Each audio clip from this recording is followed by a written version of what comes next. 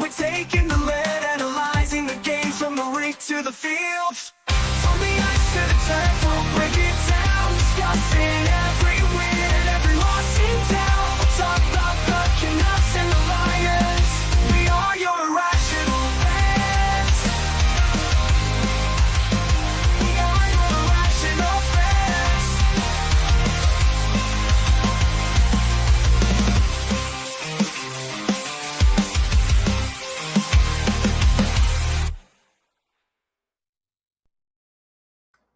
We are live with episode 78. 78.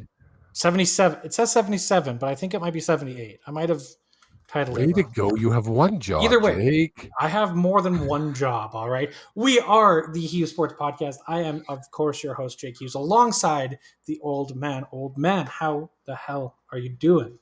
I am doing rather fantastic today. Thanks for asking. That's good. Yes, this is episode 78. I have indeed labeled this incorrectly. One job. Yes, one job, folks. I have a lot of jobs, all right? It's And now this is- updated on and YouTube. people ask, like, why do you drink, Kevin? Like, why? And I'm like, that there, right there. I don't believe that is the case. You drank long before me and long before this podcast. We have what is sure to be a very exciting show today. Barring any technical difficulties, we will be having TSN's Farhan Lalji on to talk about the CFL season as a whole, get his take on the season, anything he's seeing. While we are waiting for Farhan to show up, what did you think of the weekend that was this in the CFL? It was great. Sorry, I'm just messaging Farhan. He's having some issues logging on. No worries. Yeah, it was another great weekend for the CFL. Yep. You might notice I'm in a completely different looking space. I don't have my normal decorations up, as I talked about last week, and the old man will roll his eyes again, like it's the first time anyone's talked about moving on a podcast before. Recently moved. Wasn't able to watch all of the games. However, we were lucky enough to be able to go watch 5-6 rows up on the 50-yard line, watch the Stampeders and BC Lions play, and that was a super interesting game. Interesting. Is that how you're going to phrase that? It was That's interesting a game. You know what? I think I've had time to sit back and think about that game, and it was probably not the best Lions have ever played. I'll say it was sloppy. It was. I think maybe I'm going to pull out excuses, and I know a lot of people will be like, "Oh, you're such a homer, and you're coming up with all kinds of excuses why the Lions didn't win." And I'm like, "Yeah, that's my job." It was 4 million freaking degrees out there. I mean, we were sitting in the stands, and we were on the sunny side. If anybody knows McMahon Stadium, we were sitting on the sunny side, and oh my goodness, it was horrible. Yeah, it was a cooking day. Definitely consumed some beverages to stay cool, and it did not help. By the time you got halfway through, even just the water, by the time you got halfway through, it was already warm. And yeah, you had to drink the beer really quick because it was like, oh my. It was refreshing when it was cold. But it was a. I agree with Ron, who put in the chat here. Adams did not have his best game, missed many receivers, and something that I have tucked away to talk about a little bit later. As we were on the bench, we kind of got, like right on the Lions bench is where we were sitting. We kind of got a first-hand experience of what was going on the bench. And after every single series, VA was grabbing at his ribs. Oh, yeah. He took a hit. He took a really big hit right at the beginning of the game. And I don't think he ever fully recovered. I also watched back the highlights. I know I'm looking down. I'm trying to walk Farhan into logging in. It's totally fine. We were there at the stadium. where we were sitting, it didn't feel like there was any breeze. But I watched back the CFL YouTube of the recap of the game, Yeah. and the announcers kept mentioning, and people brought it up to us as well after the game, that there was just wind. People were talking about the wind and the impact it had on the game. I don't think there was that much impact on the game, but there was also, we talked about it after the game. I think it was on the way home, that it was in one direction. It always felt like VA was overthrowing his targets. Yeah, when he was throwing to our, like going to our right, which would be heading east on the stadium, if you know the McMahon Stadium, it seemed like every time he tried to go long, he overthrew. Yeah. I'm not really sure. We talked about it that night coming home, and I'm like, I didn't notice the wind. To me, there was no wind. When there was a bit of a wind on the stands, we were like, "Oh, this feels good." But For those, just an update for those tuning in, Farhan is actually at. Oh, I turned my camera off somehow. Farhan is at a football game that high school football game, and he's joining us. He just logged on. There we go. Jake, do you want to bring him in? he is TSN's Farhan Lalji. Farhan, how are you doing, sir? I'm good. You guys are like, I've got my AirPods full blast, but you guys are coming in quite quietly, but I can hear you, hopefully well enough to make this out. You're coming through nice and clear to us, so that's what counts. Long as you can kind of hear us. The other way. No, that works perfect. Is that better? That's perfect. That's perfect. Looks like you're enjoying some beautiful weather there, watching a football game. Yeah, I'm down at Blaine High School. There's a 7-on-7 play day going on. They do these every week, and I used to coach at New West High School, and they're playing in this right now. So even though my son doesn't play here anymore, there's a lot of kids and a lot of parents here that I know. So I always like to keep up with what they're doing and make sure everything's in a good place at New West. Nice. Now, you just got back from a trip. You were out in Italy trying to watch the CFL out in Italy. Yeah, I took the family to Europe. We were there for about 3 weeks. Probably tried to do way too much, a lot more than just Italy. We spent time in Portugal. We took a cruise that took us to the Greek islands and a few other spots, and then finished up in Italy, which was way too hot, way too crowded. Probably would have done it at a different time of year if I had a chance to do it over again. But overall, I shouldn't be complaining about a trip like that. It was a lot of fun and hopefully a memorable experience for the kids. And I did try to log on at 1 a.m. for 3 different BC Lions games. So that was some effort for sure. And were you able to watch them? Because I was in last September. I also took a cruise through Europe, and I wasn't able to log in. I couldn't get a game. I had to listen to it on the radio. Well, they have CFL Plus now, so you are able to watch games on CFL Plus outside of Canada. Hard in the US because they've got their own CBS Sports stream, so they want you to use that. But if you're in Europe or in any other place, Mexico or pick another spot in the world, you can watch the games on CFL Plus. That is awesome. Awesome. Jake, you had some questions. Yeah, I mean, overall, we're seven weeks now into the season. Just kind of want to pick your brain and ask kind of what you've been seeing and what sort of storylines have been big on your map for the CFL season so far. Well, obviously Winnipeg, I think that's been a big surprise to everybody that they've struggled as badly as they have. I think for the last few years we've wondered at what point age is going to kick in, and it has to a point because they've been so banged up, right? So whenever you get older, injuries become a little more easy to come by. So just to see them struggling the way they have, I think has been the biggest story. I think what Corey Mace has done in Saskatchewan, now look, they had a real hot start to the season last year under Craig Dickinson, and then things went poorly, but they've managed to stay good and stay good without Trevor Harris, right? Because Shea Patterson, I think Mark Mueller, the offensive coordinator, is doing a really good job with Patterson, not trying to overload him too much. But, you lose a quarterback like Harris, your season should go down the tubes, and that hasn't happened. Their defense has still managed to play at a high level. Their culture's been good, so I'm impressed with what Corey Mace is doing there as well. In terms of what's happened in BC, not surprised they're as good as they are. Not surprised Edmonton and Hamilton are as bad as they are, but I think Winnipeg and Saskatchewan are the two biggest surprise stories for me. And I agree. And do you see? I mean, we just got confirmation that AJ Ouellette is out for this week's game. Do you see that being a big change for Saskatchewan, not being able to rely on that run game? Yeah, I mean, Hickson had some moments last year for them, but he's a very different type of running back. And I think in the last 2 games, Ouellette's really started to get things going after a slow start to the season. And when you can lean on a running game like that, it makes things easier for a quarterback like Patterson. So I do think it can have some effect. There's no doubt. But I mean, both teams have lost some key guys, right? You got Kean Schaefer-Baker out in Saskatchewan, Kay and Julian Grant out in Montreal. You've got obviously Cody Fajardo out in Montreal as well. So, I don't think Montreal is as good without Cody for sure.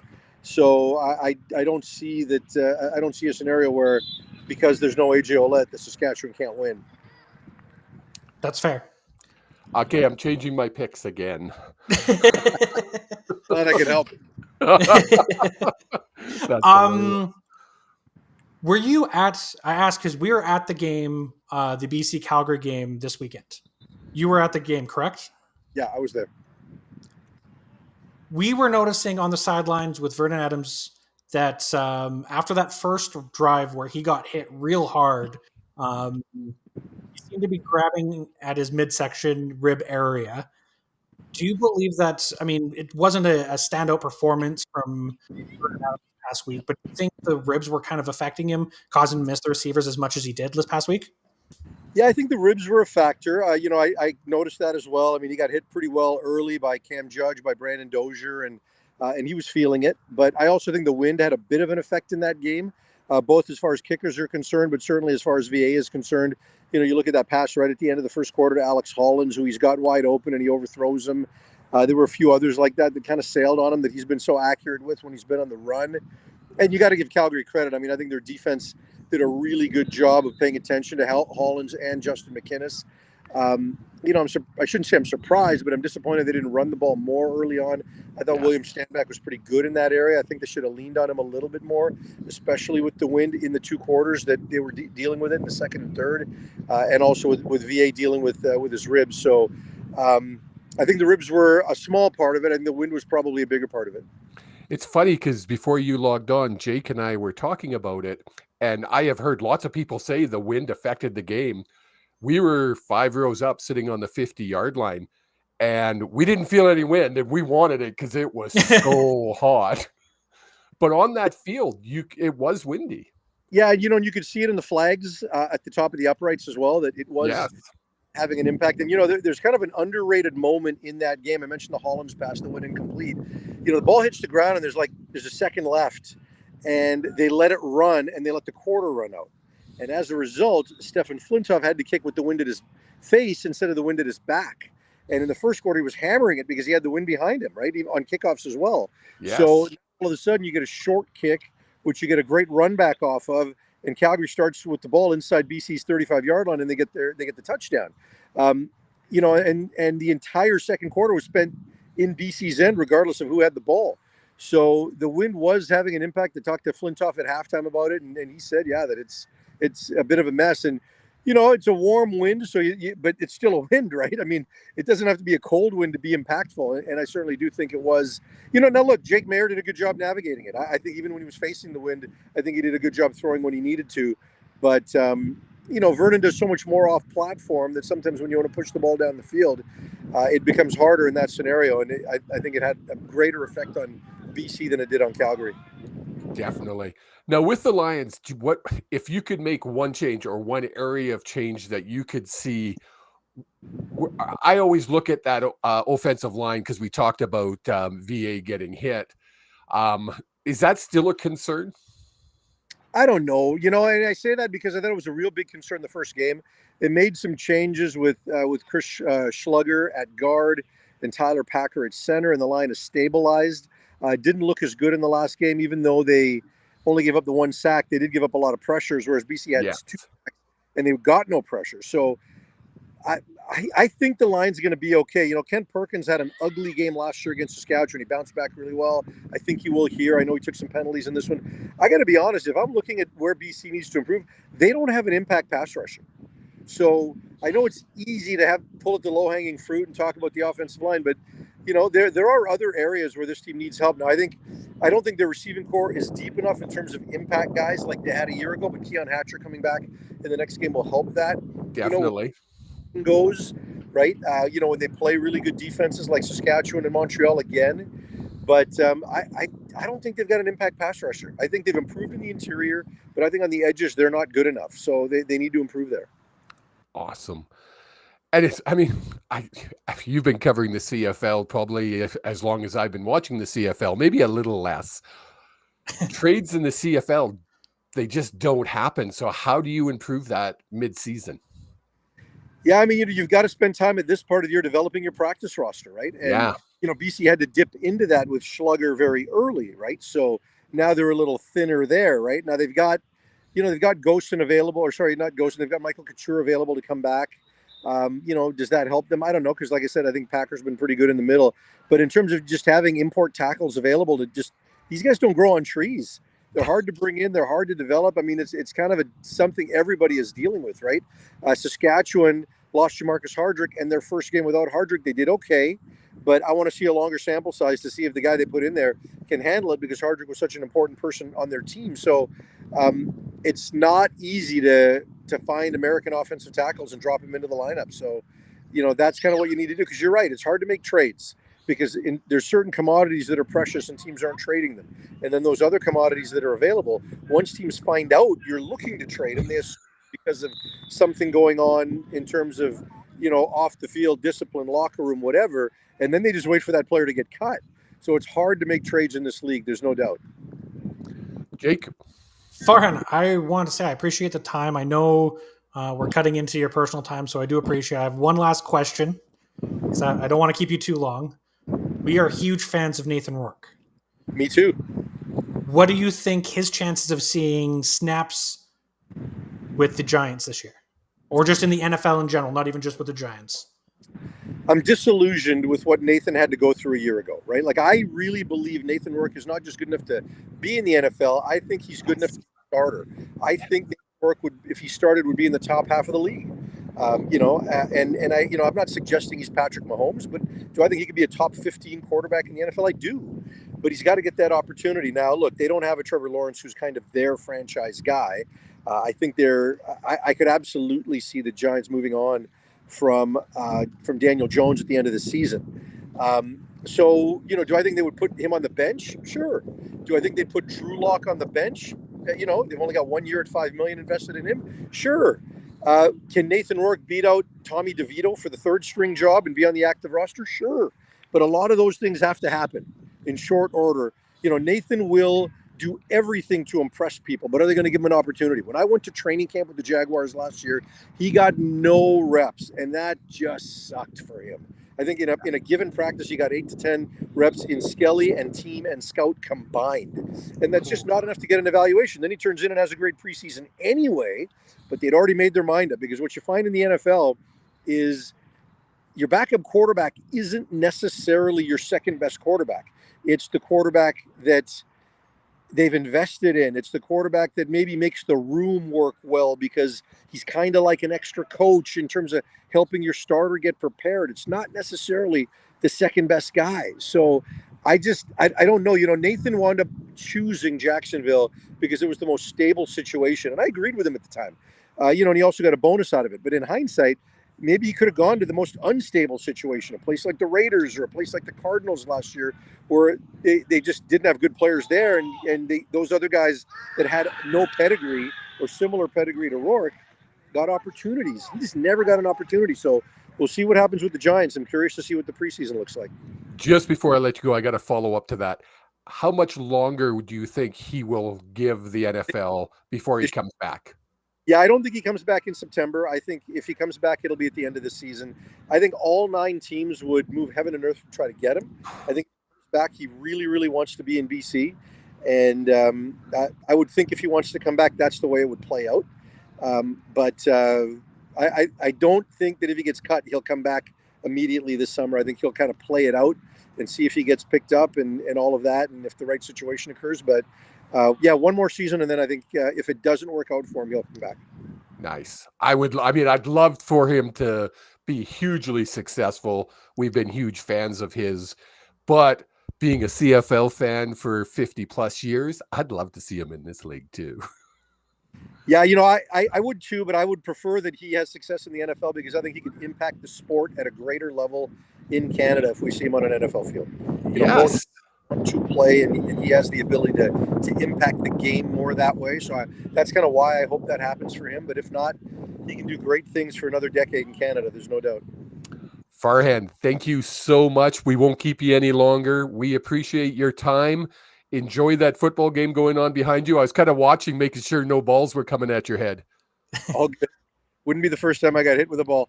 And before I let you go, I have to say, Rod Peterson, a good friend of mine, wanted me to say hi to you before we finished. Wonderful. I love Rod. He's a good man. He is a good man. Take Awesome, care. Farhan. We'll talk to you again. Thank you so much. All right. Thanks, guys. Farhan Lalji, everybody. That was fun. Yes, just a guy who loves the football game. Yes, loves the Super CFL. insightful, loves it. Just loves football in general. It's so great that he took the time out of his busy day to talk with us. I don't know about you, but I got kind of excited when he said there's only one more year window before Nathan comes back. Obviously, at his level, he has some inside info that we might not have. And cool.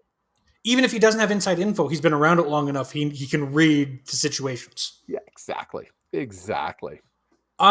Before we jump back into the CFL, yep. Let's do some quick hit news around the world of the NHL. Let's first talk. Before we do that, I know we're a sports show. I just want to put my thoughts and prayers out to everybody in Jasper. Bad situation happening there. We have family that lives there, and it doesn't look good.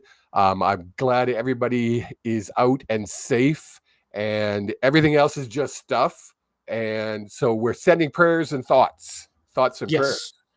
Hopefully there is some rain, something that helps. We'd need weeks and weeks. Get it out of Jasper. But yeah, thoughts and prayers go out to everyone there. Again, everything in your house is just things. Most important thing is that the people you love are safe. Yes, exactly. Now, news around the CFL. No, news around the NHL. News around the NHL. Let's start with some things around the Vancouver Canucks before we talk about the biggest news in the NHL today. There is an interview that Thomas Drance did with Rick Tocchet. One of the quotes, and I'm gonna go find it here because I love the quote, and it's talking about the free agents that recently signed it. And Tocchet said, "Other than DeBrusk, all of these players are on show-me deals or all took short-term deals. From what I was told, to be honest with you, I think a lot of these guys took a bit less money to join our team too. So I think you roll that up and you're going to have a motivated group." This interview that Thomas Drance had with Rick Tocchet was just phenomenal. The reason why Vancouver media has fallen in love with Rick Tocchet is his openness, his ability to teach people about the game, but also be an expert at it. And that's what this entire interview was just him being honest and open with everything that's gone on this offseason and the end of the year. Yeah. I read that whole article because you had sent it out to me. Yes. And I was at work when I was reading it, and I literally got goosebumps reading it just for the fact it's been so many years since we've heard anyone say anything good about the Canucks in an off season. Yeah. People want to play for the Vancouver Canucks. People will take less money to be a Vancouver Canuck because they think and they know there's a chance. This is our window again. I have talked about windows of opportunities open and close in your lifetime. That window of opportunity in 2011 closed in 2012, 2013. And we haven't had a window of opportunity in the Canuck fandom till 2024. Right? Yeah. I mean, it's so cool to see. How long will that window last? Probably not a whole lot. So we've got to get it done now, especially in this league, in this age, in this day. We say that, but to me, the window's just opening with this team. The core's still young. Oh, yes. You've got 3, 4, 5 years, but you need to be at making the right decisions and bringing in the people Key. like DeBrusque, Heinen, Kiefer Sherwood, Daniel Sprong, Yes. and making those decisions. And in the article, again, just Rick Tocchet being Rick Tocchet and talking open and honestly, they Drance brought up the fact that Sprong is kind of not the ideal winger for a Rick Tocchet type team. Someone who's not really a defense first minded, someone who's going to be willing to make that extra play. And Rick Tocchet said, I had conversations with him. He was talking to multiple teams, and me and him had conversations. And one of those conversations was, is this what you want to be? Do you want to be a guy who jumps around from team to team, or do you want to make a career and make an impact? Right. Because I can turn you into that type of player. Exactly. It was pretty cool. If you do not have a subscription to The Athletic, this is not an ad. We are in no way affiliated with them. Get a subscription to The Athletic. It is like the articles that Thomas Drance and Rick Dollywall and Harmon Dial put up. It's worth it. Yes, for Every sure. penny. Jake's the one who talked me into it, and it is worth every single penny that you spend. And it's not, it is pennies. How much is it a month? I think something, isn't it? If you wait until December every single year, or November, usually you can get it for $1 a month. Yeah, it's cheap. I know that. Yeah. And now, some not so happy news. Do we have to go there now? We do. We have to talk about it now. But I'm going to get riled up, and my blood pressure is going to go high, and yeah, but I'd rather do that now before 10 minutes before your bedtime. You are okay, old. You need to go to bed, get a good night's sleep. Okay. He gets senile if he doesn't get his sleep. Edmonton announced their newest GM, and it is none other. And I called it. I'd like to go back and point out. I called it that Stan Bowman has been hired as Edmonton's newest GM.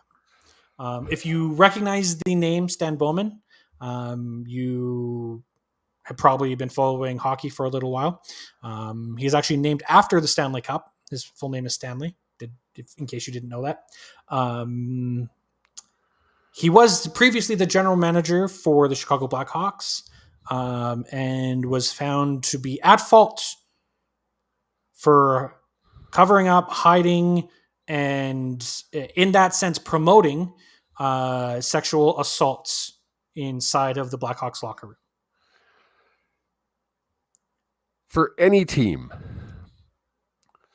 to bring this piece of shit human being onto their team and claim their words, not mine, that he fits in and fits in with what we're looking to build, and he is, what was the word? Jake, do you have that quote up? You're the one that sent it to me. I'm pulling it up right now. It's asinine that these guys, this man was hired. And then for people to go after the Edmonton fans because of it, I was like, grow up, people. Come on.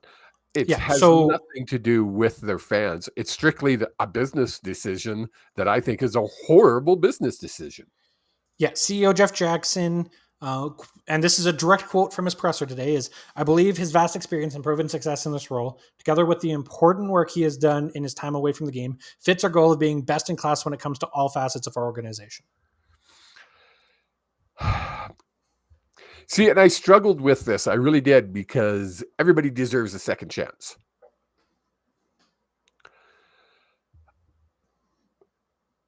Yep. But you literally sacrificed a young man, sacrificed him to a fucking pedophile to win a cup. Two. Let's not forget about this. Kyle Beach is the name that we know because of everything. There's also John Doe number 2. Yes. John Doe number 2 still has yet to be identified and cannot be identified because of a non-disclosure agreement that has been signed. That's 2. There's also a third case from this gentleman who got away with it, and then this was outside of the Blackhawks organization, continued to do so. And how many times was this covered up before it got to the Blackhawk organization. There was talk about it when he was in juniors. And For not just that, Bowman to put all that aside and literally covered up. I don't care what anybody says. I've heard people say he didn't cover anything up. He just didn't know. Bullshit. no, He knew. that's It was proven as a fact that he knew. Thus, he was suspended from the league. But I guess the NHL now accepts that. What about these players now? The 4 or 5, was it 5 junior when they were juniors? Whatever. What year was that, Jake? The ones that are up on charges I in can't London, remember what year it Ontario. was. Yeah, I can't remember what year it was. But anyway, so are they now going to be allowed back in the league too? Because we should open up the floodgates. If it's good for management, why can't it be good for players? Unless it has to do with betting, in which case you can go on to the NHL.com's website and get hit with 45 different advertisements for different sports books. But if a player does it, you're banned from the league and you're blackballed from it. Exactly. It just, I don't know. Betting on the sport that where you're putting advertisements on your players on the ice to bet on is worse than sexual assault is to the NHL. That's the not well, it the is. NHL has set that that's standard. What they've said by their actions. Actions NHL speak louder than words. NHL set that standard, and now let's take a look at the Edmonton Oilers track record. Well, look who they brought in. Corey Perry, known person who's not pretty great, gave a Jake Virtanen, after the accusations and case started, gave him a PTO. Evander Kane. The list goes on and on. They don't care. All they care about is winning. And I guess that's where, that's what this league is all about. Your success is determined by how many cups you have won. Not how many President trophies you won, not by Lady Bings, not by Norris trophies. It's determined how great of a career you had by how many cups you had. Do anything to win a cup. That's what Edmonton's doing. If I'm a fan of Edmonton, I'm troubled tonight. If Vancouver hires Bowman, Jake and I can tell you, I can look at that camera and I can tell you without a doubt, we would have issues. We had issues when they brought in Tocchet. Right? The way they brought in Tocchet. No.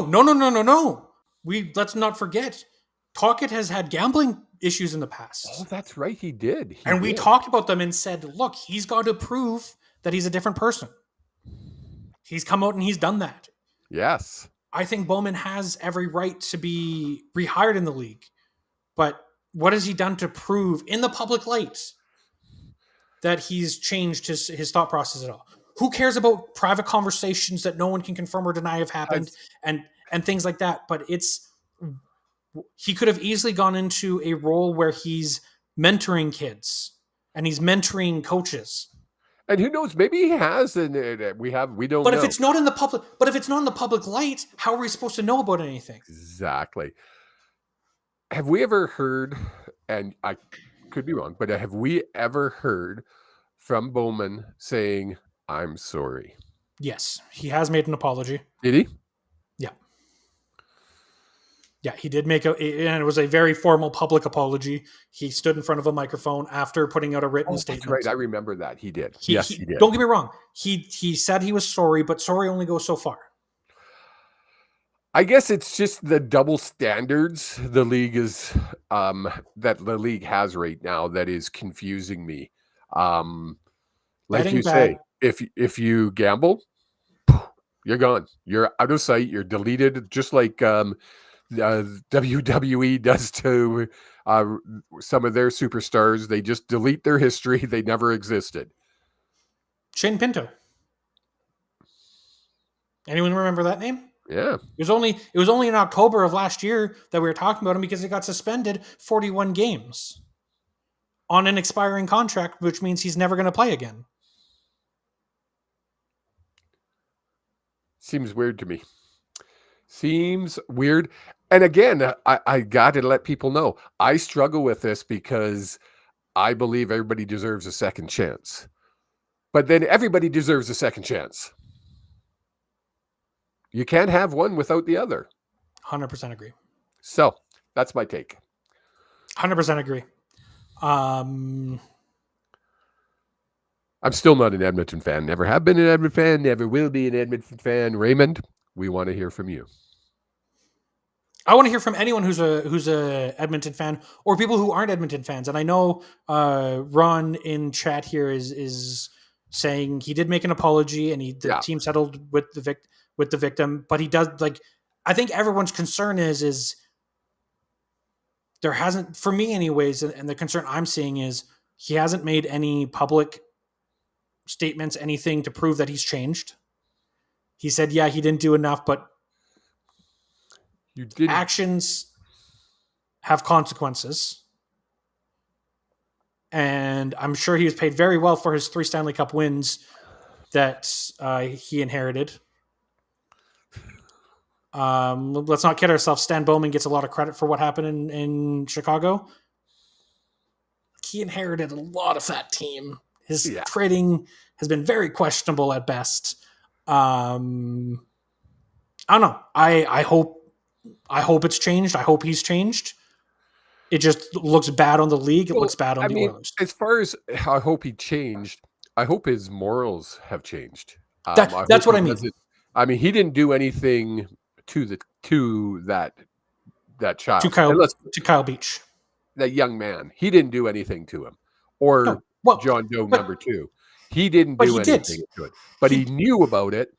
They went to him for protection, and he didn't offer that protection. To me, that kind of makes you guilty, dude.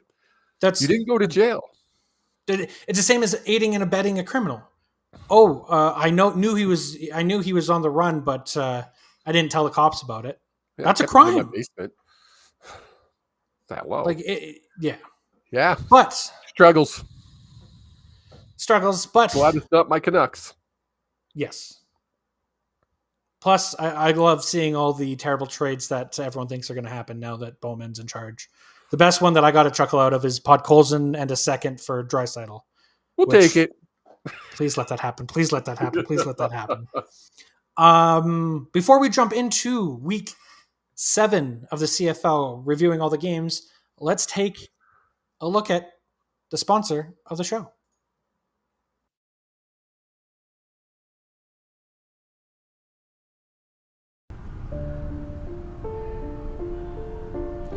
Hi guys, Mitch here with Rangeland RV. You might remember me from such videos as Big Mitch P, the Rockwood 1970 ESP, and even Hot Deals. But I'm here today to talk about something else. Are you having trouble seeing yourself in a new trailer this year because of the high interest rates? Well, we've got a solution for you. We are back with our 2.99% financing on all of our 2023 travel trailers and fifth wheels. On now all the way till... For a limited time only. Limited time only?! For a limited time only. So get on down here, take advantage of the massive savings, and get yourself inside your guys' dream RV this season. Happy camping.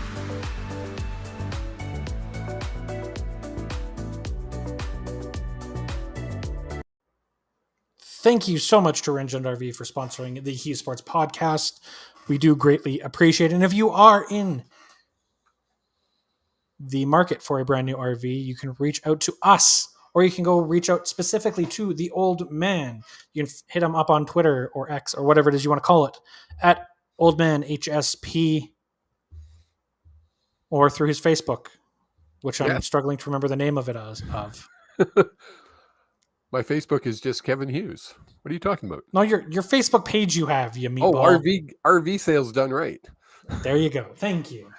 And if you are in the market, don't wait, guys. Our inventory is, if you want to go camping this summer, our inventory is getting pretty tight.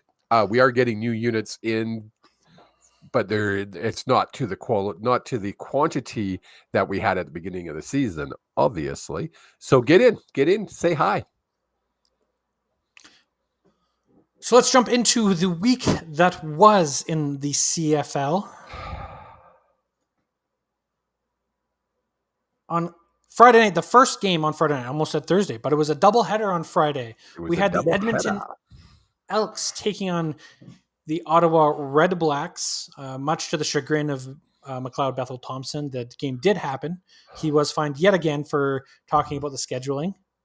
Can we talk about that just for a sec? Because That's why I brought it up. holy crap. Like, we've had short weeks in this effing league for decades, I'm guessing. I will have to go back and look, but I'm pretty sure we've had these short weeks for decades. I don't. If Bethel Thompson doesn't like our league, tell him to F off and go down to the States and play for some arena bullshit league that you might be qualified to play for. You play on an 0-6 team and you're whining? Shut up. Oh, that guy drives me nuts. Okay, I'm better now. You good? Now, to be in his defense, it's only been the last couple of years that the CFL has played on That's not true. Thursdays. On Thursdays, yes. It was always a Friday night doubleheader and a Saturday Sunday game. But we short weeks. The Labor Day Classic has been a short week for Yes. decades. They've played Yes. Labor Day, which is the Monday, and they always play on the Friday. Now Yep, they that is switched fair. to playing on the Saturday, I think, but it used to be on the Friday. So short weeks isn't a new thing in the CFL. So shut No, up. Stop that's fair. whining. Grow up. I was thinking on a regular week. Like, to me, Labor Day is always a special week, but Oh, people are getting hurt. Oh, their seasons are. Shut up. You wouldn't be whining if you were 7-0. You're 0-6. That's why you're whining. God, I hate that guy. Tell him to go away and let's give what's his name a chance. I can't think of his name right now. Yeah, me neither. Brown. No. No. Drew. No. No. Trey Ford. Thank you. Yeah, Elks go in and lose to the Red Blacks in a game where it looked like every time McLeod Bethel Thompson had to think on his feet, he panicked. Oh. Anytime Drew Brown had to think on his feet, he also panicked. Both of these quarterbacks didn't deserve to win this game. No, neither of these teams really deserve to win. And I believe I texted you and said, oh, the Elks are finding a new way to lose. It was just one of those games where you just kind of shake your head. And in the rarity, because I remember saying this stat and I wanted to bring it up, a rare exception to the Hughes Sports Podcast rule. The Ottawa Red Blacks turned the ball over 3 times and still won the game. Yes, that's only because The Elks only turned it over twice. yes. So a rare exception to the rule. That is the Hughes Sports Podcast rule, or the Hughes Sports rule. We're just going to call it the Hughes rule now. It's the Hughes Sports Podcast rule. It's been a thing. I can remember you and I discussing this a decade ago or not more. Easily a decade ago. If you turn the ball over more than 3 times, you're losing the ball game. I think Trent made it up, to be honest. We have to give that Little Rider fan some credit. I don't have to give him anything. I think it was Trent that came up with that saying. He's painted. You guys pinned me Can down. you clip that and send it to him because he'll be pretty happy that he was benched. No, I refuse to do that. Okay. Speaking of Trent, his Riders hosted the Winnipeg Blue Bombers and beat them by a score of 19-9. This did not look like a fun game to watch. It was horrible. It was one of those games where you just like, I hope not one new CFL fan watched this game. Last week I said I hoped every CFL fan watched the Calgary Bombers game. The exact opposite for this week. Holy. One thing I did want to talk about was the last play of the game and the Adam Big Hill hit. And I want your opinion on it because I have my own opinions and I'll get into it after. As you know, and most people who know me know, I'm a huge Adam Big Hill fan. When he played on the Lions, he was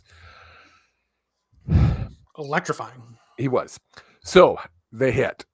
Let's set up the hit. So for people who don't know what we're talking about, yes. 3 seconds left on the clock. The ball snapped, and Patterson. Saskatchewan's quarterback Patterson has the ball. Runs around. I believe there was more time left. I believe there was like 5 or 6 seconds left on third down. He was so trying to couldn't just kill make the an immediate- clock before he threw Yeah. the ball away.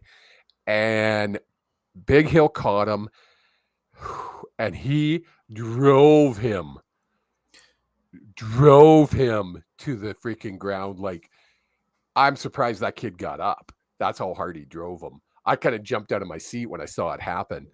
Right away I said, cheap mother hit. Having almost a week to look at it, I still think it was a cheap hit. That didn't have to happen, I guess, is the best way to say it. So my biggest thing, and since the moment I saw the hit, it wasn't the hit I had a problem with. It was the following through to the ground. That's a Yes. penalty. Yes. That's unnecessary roughness. Yes. You made the hit. He was going down. You didn't need to follow through. And he had. Just watched it back. I watched all the games. I try to every single week before. Watch the highlights of all the games on YouTube. He had an opportunity to lay off that hit and just flatten out. And instead, he was frustrated with a loss in a Yes. game where the Riders didn't play all that well. Or, sorry, the Bombers didn't play all that well. He saw. And drove through Patterson. If there was ever a hit with an intent to injure, that was the only reason for that hit. Now, I've been really, really busy at work this last week, but I did try to look up to see if there was any fines leveled. I didn't couldn't see any. You have that one site, and I couldn't remember what it was that you could go to. I think it was deservable. There's my new word for the day, folks. Deservable of a fine. At first, I said suspension. That night, I was pretty heated up, and of course, on CFL Chatter. If you haven't checked out CFL Chatter and you are a CFL fan, head over to CFL Chatter. I'm going to come to that, Charlie. Give me 2 seconds. I was pretty heated up, and I yelled I wanted a suspension, blah, blah, blah. Charlie says there was no penalty called, though. There doesn't need to be a penalty called for the league to step in and fine. There was no penalty called on frickin' Bethel, whining and crying about his short week. They fined him. The league doesn't need a penalty to fine somebody. So No, and so I pulled up the CFL website where for the discipline. yeah, There hasn't been any fines or anything announced. have they announced fines for this week already? No. So okay, It looks like they release if there are any fines or suspensions. It looks like it's released on the Thursday. Oh, you know what? I was like, when is that day? Is it Wednesday or Thursday? That's tough because if they're going to suspend somebody on Thursday and they're playing on Thursday, they worked all week for nothing. The players and the teams will have known probably Tuesday or Wednesday because I'm sure there's proper processes with the CFLPA that have to be in. But Well, I guess Charlie, they can actually what's the word? Appeal it. Appeal it. Thank you. Yes. Yeah. There was a fine from Hamilton wide receiver in week 5 for violating CFL code of conduct by simulating the fire of a weapon during a celebration. It's not a penalty. Yeah. Right? No, there's a lot of things that you can fine and suspend that aren't going to be called penalties. I think the penalty flag should have been thrown. Yes. But that would have just added to a game that was already dead. So I think the management of that from the officials actually was correct. Yeah. Like, get off the field. It's over. And because all you're going to do is make another play where something else like that could happen again. And kudos to Patterson for when asked about it after the game, he says, "Hey, it's part of the game. I'd forgotten about it already. Should have thrown the ball earlier," he said. And that's where everybody jumped on. Oh, you should have thrown the ball earlier. I'm like, you guys have never played a down of football in your life, obviously. No, there's a code of conduct that you go by, and you didn't do it. So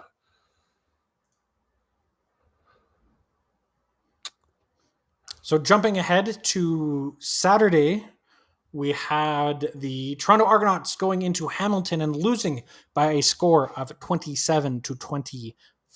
There is only one undefeated team left in the CFL. And I want to take a second and say, holy geez, did this game look fun to watch? If you're a fan of defense. It was a fun game. Again, this is one of those games every week. I think this year so far, we've had that one game where if you're a new CFL fan, this is a game you should be watching. That was just a fun game to watch. Back and forth, and nice and tight. Very defensive. Well, I say if you're a fan of the defense, because between the defensive play and special teams, that gave the Ticats 14 points. Yeah. Their offense only scored 13 points this game. They were moving the ball. Don't get me wrong, Bo Levi looked like he had control, and it looked like the receivers had bought into whatever they were selling. But there was a block punch right at the beginning of the game that allowed Hamilton to score right away. And there was a interception run back or fumble recovery run back for a touchdown. Yes. 14 points from their defense to win that game. Yeah. I mean, Argos didn't look good. Nope. They just didn't look good. So it's... And in following true to the Hughes rules, one fumble, one interception, and one turnover on downs. Can't do it. I'm telling you. People are going to start listening to us sooner or later, Jake. You could be coaches. I got the belly for a coach. You definitely have the belly for the coach. That's for sure. I don't know if you could do anything else. Nah, I'd probably be kicked off the field for punching a ref or something. Moving on to the game we were at on Sunday evening, a fun game. The Lions going into Calgary and losing by 1 point, 25-24. First you called it interesting. Now you call it fun. It was a fun atmosphere. It was fun for me. I was drunk. But this game all comes down to bad play calling and a holding call that cost the Lions the game. Talk about it.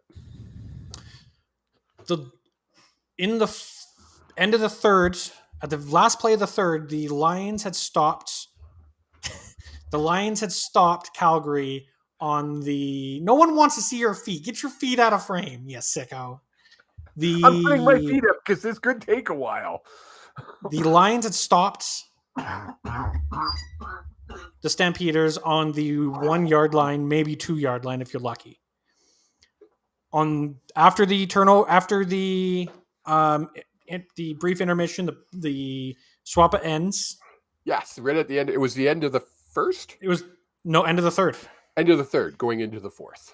Going into the fourth. And the first play to start the fourth quarter, on your 1 yard line, the Lions drop back in shotgun and try to throw the ball. There is a flag thrown, and instantly I turn to the old man and I say, if that's on us and a holding call, which is where that flag was thrown from, that's a safety. And you looked at me like I had 5 heads. I did. I was a crazy person. Well, you are. And you said no, and I said, yeah, if there's a penalty while the ball is still in the end zone, it's an automatic safety. And it is. Head referee came on, announced that penalty, announced that it was a safety. And then after a huge defensive stop, the Lions had to punt the ball away. Not only did we give up 2 points, we had to punt the ball back into the wind. No, the wind was behind us then. Yeah, but just a stupid call. There's a reason why you run the ball when you have a running back like Stanback. Run the ball. First off, run the ball more. I don't know who's making the play calling decisions right now, but run the ball more. Farhan brought it up. He was shocked that they didn't run the ball more in the first half to set up the throw, right? Because that's what you do. You run it down their throat to set up the throw. You can't set up the throw you can't throw the ball down their throat to set up the run. It has to be the other way around. It's the only way it works. Well, to be fair, you can, but it takes it takes a half of football like the couple weeks ago that the Lions had, Yes. where it was a phenomenal half, and then you can just start handing the ball off. Why are you trying to? Yes, Ron, I did realize that it's not a punt in the CFL. That's an NFL rule. But in my brain, it's always a safety punt. It is a safety kickoff. Ron, I was going to correct him, but sometimes you just got to smile and nod. The big difference is it's kicked off further back. It's kicked off, I believe, at the 20 instead of the 35. I think it was a 25. So something like 25 that. instead of the 35, yeah. something like that. Yeah. But it actually moves the ball quite a ways back. Yeah. You run that ball, you get it to the 7-yard line, and then you throw. You have yourself a chance to make a play out of that and gain a huge amount of momentum. Instead, you squandered it by making a terrible, stupid play. Yeah. It's did that one play cost them the game? Yes. It kind of did, because in a 1-point game. Was there other plays that could have won them the game? I guess that's a good way to say it. Was there other plays that could have won them the game? If 100%. Like Farhan talked about in our first segment there, if Hollins, if VA and Hollins hook up on that when he was wide open, that's a touchdown. Yep. If we retrieve that fumbled ball with a minute left at the 50-yard line, I still, even watching it back on from the CFL site, I that's my call to make on that play. I'm probably calling it dead when the Lions player had the ball.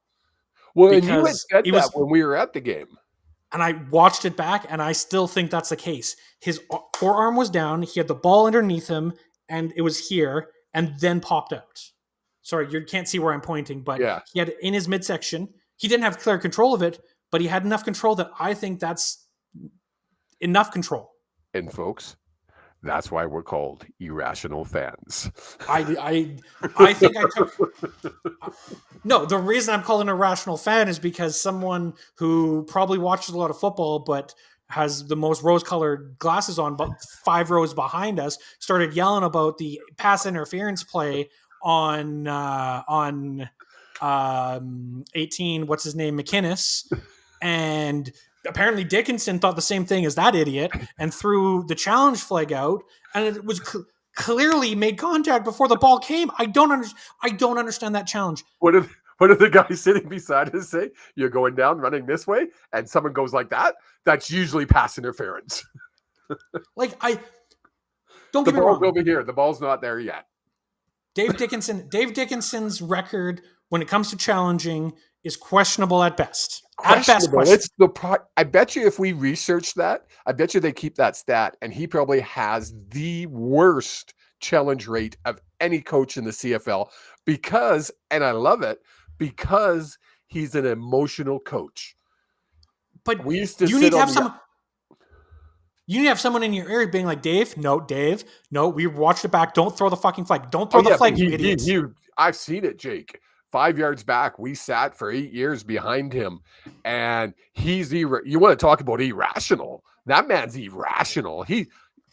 We had to cover kids' ears in front of us because he was going on tirades. It's like, holy. So, kind of a crappy game, to be honest. That's why I keep questioning your fun and your. I had fun.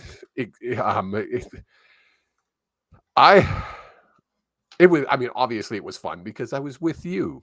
But having said that, God, you're a sappy old fuck. I know. I get sappier as I get older. What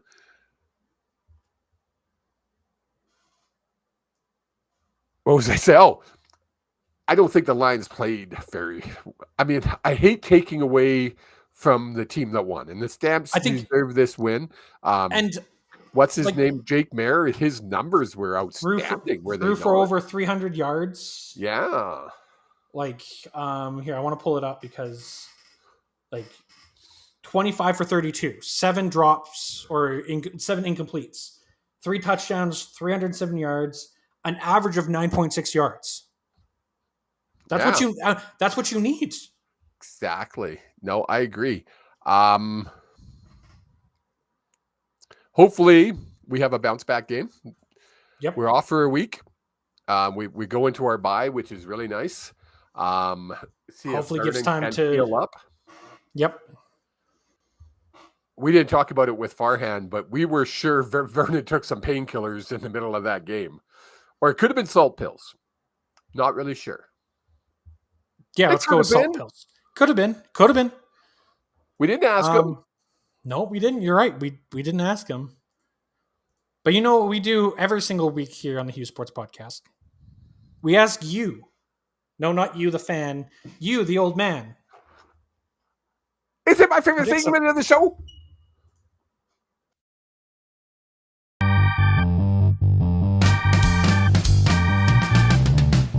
It's time for the old man predictions. How well did he do? Do-do-da. Do-dee-do. That's right, everyone. It's time for the old man predicts. How well did he do? Do-dee-da. Do-dee-do. The old man went 2-2 this past week, bringing his record to 19-9 on the season, which is pretty okay. And Pretty a week, okay. It's a week- phenomenal. If I was a betting man, I'd be rich. and a week-to-week record of 2 wins and 5 losses. That ain't great, but I'm still That ain't 19-9. You can't go by the week. You can just go by 19-9. You God can damn it. you can Talk you can about argue this. that fact until My God, I hate it. If I was have in a week. charge, just for 1 week, folks. You've had multiple weeks where you were in charge. There are weeks where I'm not here because you're the co-host and you fill in as hosting duties. There was no games. It was in the off season on both. It's not my fault I plan my vacations appropriately and not in the middle of the seasons. Oh yeah. I plan my vacations. I'm going to be gone for Game 7. First off, if you would have told me when I planned that vacation that the Canucks would be in the playoffs, I would have laughed you out of the building. However, we are jumping into week 8 tomorrow. We have a Thursday nighter this week. Saskatchewan takes on Montreal. Both teams are 5-1. Both teams are missing some very key players.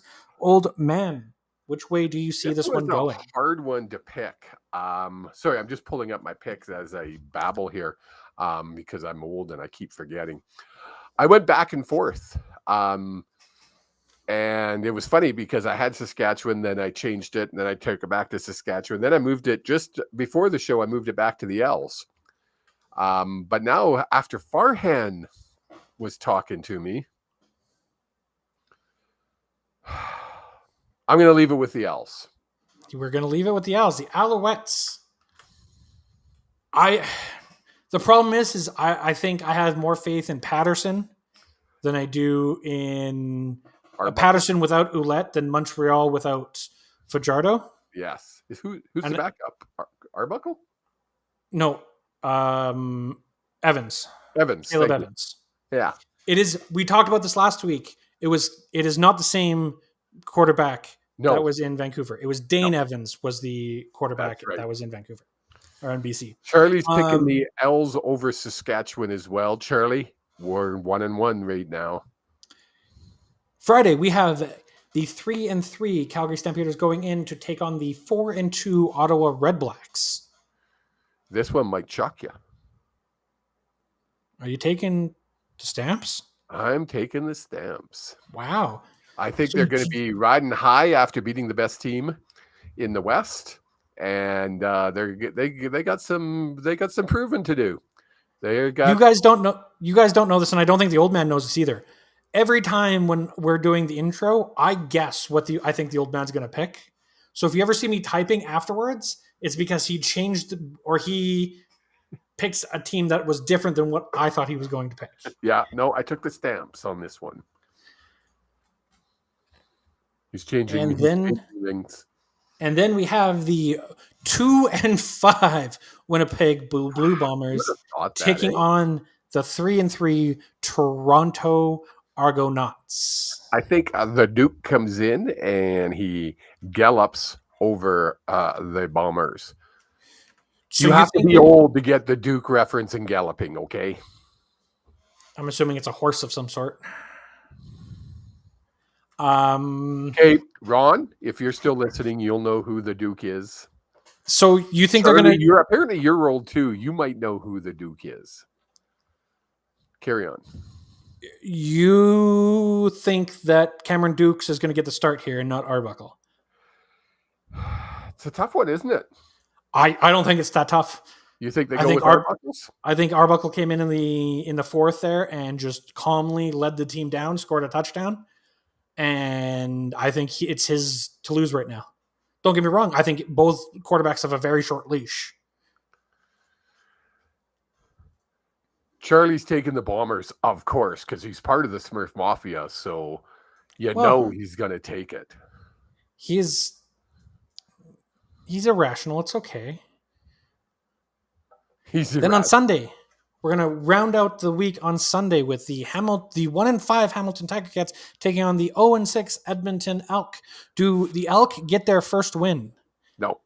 The old man's vehemently shaking his head no. No. Ticats go win 2. There's so much wrong in the Elks organization right now. I don't think that they stand a chance. So, honestly, I think this one's going to be a blowout. I don't think it's even going to be close. I know Edmonton's been close in every game. This is my blowout game. I think Edmonton is going. I've been wrong every time I've said that, folks. Just so you know, I've been wrong. I think the team that I pick has won, but it's never been a blowout. I think Edmonton is finally going to get their win here. Yes. I think Hamilton has a very high chance of being on we finally got a victory, we're playing Edmonton mindset. Yeah. And allow the Elk to finally get a win. Oh, Plus McLeod Bethel Thompson has like a long time to recover.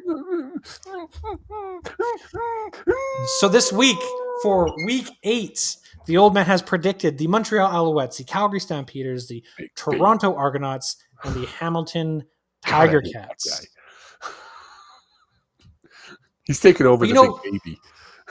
You know who we do like. We do like you, our listeners. We love you, appreciate you. If you are listening, watching at any point in time, and you're watching on YouTube, hit that like button. Leave a comment on who you think is going to be, which team's going to have the biggest blowout this week. That's what I want to see in the comments. Hit the subscribe button and hit the little bell so you never miss a notification. If you're watching or listening on any of the podcast platforms, be here, sure to hit subscribe, give us a 5-star rating, share it with your friends. The biggest thing, the best thing you can do, liking, rating, it's great. Tell your friends. Tell us, be like, you know what I listened to last night for an hour? Farhan Lalji for 15 minutes, and then these two idiots talk about football and hockey with no clue about anything. But we have fun. We have fun, we're entertaining, or at least I think I'm entertaining, and I like to hear myself talk. So I share it with everyone I possibly can. It would mean a lot if you guys could share it with your friends and family as well. Old man, do we have anything else that we want to talk about? Yeah, I don't know if people have been watching, but my phone has been blowing up. I want everybody to know, Reed, superfan Jackson, he's been on our show a few times. He texted me during the show. And sure enough, they lost their house. For those who don't know, he lives up in Jasper. Yeah. So that's why we were very aware of the situation around Jasper and why we brought it up at the beginning of the show. But to find out that his house is gone is... So Reed, I know you're probably listening. We're thinking of you. Our prayers are with you. We're glad you're safe. Everything else is just shit. Everything safe. Kids are safe, and you better have got the jerseys out. Well, I mean, I'm assuming his suitcase. If I'm Reed, he's got 2 suitcases, one for all his clothes and then another one for all his jerseys. Love you, buddy. We're thinking of you. I'm going to find, because I'm sure there will be one, if it's not already out, a link to the Red Cross to donate. I'll put in the description of the podcast as well as the YouTube. If you have a spare $5, do donate it, and it goes a long way. There are a lot of people that are going to end up losing their houses up in Jasper, unfortunately, and sounds like the whole town is being. It's not good. It doesn't look good right now. And first responders, you're the best. Stay safe. Your life is more important than someone else's house. Yes. Stay safe. Everyone else be safe. If you can donate, if you can't, just keep them in your thoughts. If you pray to whatever deity you believe in. And leaving Love you you, on a buddy. very sad note, we love and appreciate you guys. Look forward to seeing you next week. Mwah. We love you all.